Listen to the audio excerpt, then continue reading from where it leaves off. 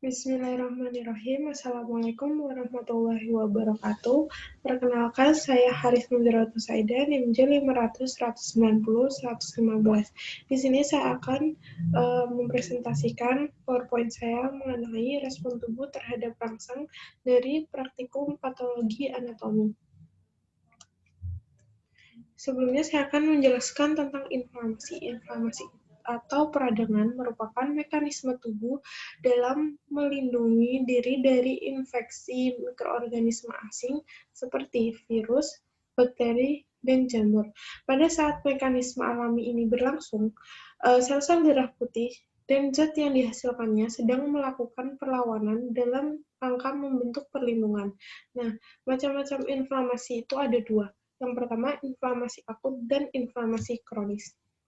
Perbedaan inflamasi akut dan inflamasi kronis menurut waktunya, inflamasi akut itu menginfeksi dari hari kemudian ke minggu, kemudian ada yang sampai berbulan.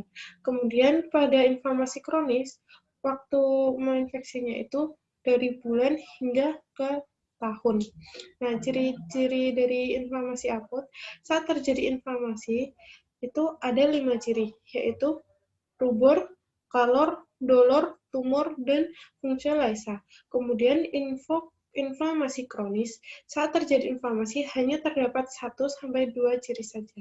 Kemudian perbedaan mikroskopis inflamasi akut, yaitu terlihat sel-sel PMN atau polomorfonuklear, dan pada inflamasi kronis terlihat sel-sel MN atau mononuklear. Nah, bisa juga dari sisa inflamasi akut. Kemudian, saya menjelaskan inflamasi akut. Inflamasi akut itu merupakan proses agar vaskularisasi tetap berjalan walaupun ada berbagai rangsangan. Nah, tanda-tanda karena inflamasi akut itu ada 5. Yang sudah saya sebutkan tadi, yaitu rubor atau kemerahan, yaitu dikarenakan peningkatan aliran darah disertai stagnansi dan pelebaran pembuluh darah. Nah, yang kedua ada kalor, yaitu panas. Nah, itu bervariasi, tergantung peningkatan vaskularisasi dan kedekatan dengan permukaan tubuh. Yang ketiga, terdapat dolor atau nyeri. Itu merupakan interaksi kompleks antara proses fisik dan komponen kimiawi. Yang keempat, terdapat tumor atau bengkak. Itu merupakan eksudasi perivaskuler yang kaya protein. Seberapa besarnya tergantung lokasi proses dan berat ringannya respon. Kemudian, yang terakhir ada fungsiolysa. Nah, itu hilangnya perubahan pH, hilangnya konsentrasi lokal, dan hilangnya fungsi dari suatu organ yang diinfeksi tersebut. Nah, kemudian saya akan masuk ke preparat. Nah, di sini terdapat gambar makroskopis dari inflamasi kronis pada appendix. Nah, di sini terdapat appendix edematous. Nah, permukaannya tidak mengikat, granuler dan kemerahan.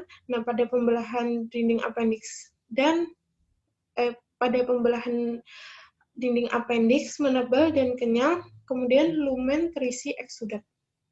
Kemudian di sini terdapat gambar mikroskopis dari inflamasi akut pada appendix. Nah, di sini terdapat yang pertama, di sini yang ditunjuk anak panah pertama itu merupakan dominan sel PMN. Nah, polomorfonuklear. Nah, kemudian di sini terdapat pendarahan dan nekrosis. Kemudian di sini terdapat lumen. Di pinggir lumennya ini terdapat epitel interstitial, kemudian di sini terdapat lamina propria, dan di sini terdapat daerah sembab hipermis. Kemudian di sini terdapat di sini merupakan gambar makroskopis dari inflamasi kronis pada kolesititis. Nah, kolesititis itu merupakan peradangan yang terjadi pada kantong empedu. Nah, kolesititis itu bisa terjadi secara tiba-tiba atau akut atau dalam jangka panjang, yaitu atau kronis. Nah, kolesititis kronis itu merupakan peradangan yang terjadi setelah seseorang mengalami kolesititis akut berulang kali. Nah, di sini kemudian saya menjelaskan tentang gambar mikroskopisnya. Nah, di sini nomor 1 ini terdapat lumen, kemudian di pinggirnya terdapat epitel kolumner selapis, kemudian di yang bulat tebal berwarna lebih gelap ini merupakan dominan mononuklear, kemudian yang lebih terang ini merupakan limfosit polomorfonuklear. Selanjutnya, di sini ada gambar makroskopis dari radang kronis eksaserbasi akut. Nah, radang kronis eksaserbasi akut itu merupakan peningkatan keparahan dari suatu gejala penyakit. Nah, tanda-tanda klinisnya itu nanti ada yang 5 tadi. Yang pertama rubor, kalor, dolor, tumor, dan fungsiolisa. Kemudian di sini ada gambar mikroskopisnya. Di sini terdapat anak panah pertama, anak panah yang ditunjuk nomor 1 ini merupakan hiperplasia sel limfoid. Kemudian di sini yang ada bulat yang ada ringnya ini merupakan folikel limfoid dengan sentrum germinativum. Kemudian di sini terdapat daerah sembab, lalu di sini terdapat dominan PMN dan MN. Selanjutnya, di sini ada gambar abses, makroskopis dari abses. Abses itu merupakan kumpulan cairan bernanah yang terasa nyeri. Nah, biasanya itu disebabkan oleh bakteri. Nah, penyakit abses itu bisa terbentuk di bagian tubuh mana saja, seperti di bawah permukaan kulit, di bawah permukaan lapisan kulit, di rongga antara organ, dan beberapa organ dalam lainnya. Kemudian di sini terdapat gambar mikroskopisnya. Di anak panah nomor 1 ini terdapat daerah pendarahan, kemudian di sini terdapat PMN, lalu di sini sel lemak, kemudian di sini ada nekrosis, dan di daerah sini terdapat sebukan difus sel PMN hingga tunika serosa. Selanjutnya, di sini terdapat gambar makroskopis dari infeksi spesifik tuberkulosis. Nah, penyakit tuberkulosis ini penyakit yang menular. Nah, biasanya menyerang paru-paru. Walaupun dia itu bisa mengenai organ lainnya dalam tubuh. Kemudian di sini terdapat gambar mikroskopis dari infeksi spesifik tuberkulosis.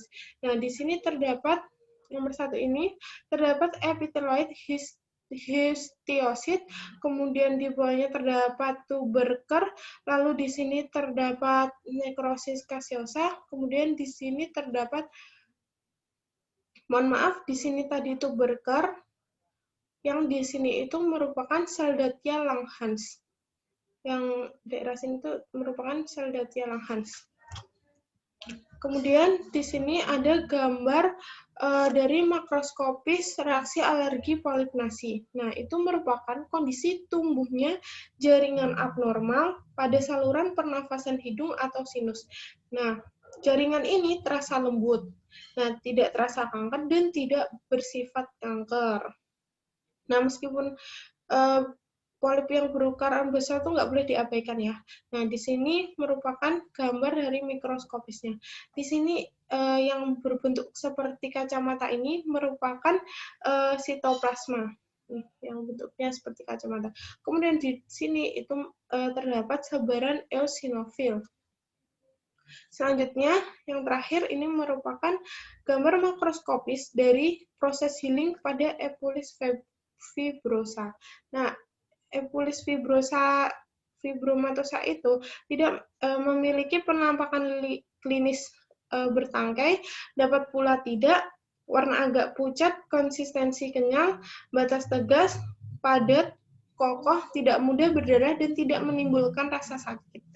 Nah, di sini terdapat gambar mikroskopisnya. Di sini merupakan daerah sembab. Nah, di sini merupakan daerah sembab. Kemudian di sini itu merupakan fibrosis. Nah, yang makin lama